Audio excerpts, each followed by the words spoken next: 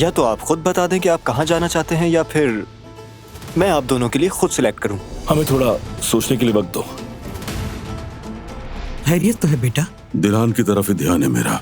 उसके कुछ अहम टेस्ट करवाने अस्पताल लेकर गया है। डॉक्टर और अस्पताल की जरूरत नहीं, मैं उसका मसला जानती हूँ। कब बताओगे मुझे उसका नाम? तुम तो कहते थे कि अगर इश्क हुआ तो चीख चीख कर बताऊंगा। तो अब तुम अपनी बात से क्यों मुकर रहे हो? हाँ, कैसे मैं ये सब बता दूं इसे? दिलान को कोई वही बीमारी तो नहीं जो मेरी बहन को थी। दिलान को इस बात की खबर ना हो। जब तक रिपोर्ट्स नहीं आती हमें उससे कोई भी ऐसी बात करके उसे परेशान नहीं करना चाहिए। तुम उससे कुछ छुपा रहे हो क्या बारान? दिलान को कुछ हो गया तो मर जाऊंगा। अब यहाँ खड़े खड़े निवाले भी गिनोगे? ये दो इधर।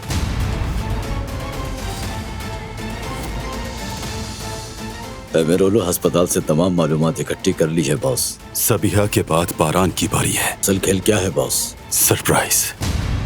हम सबको धोखा दे रहे हैं।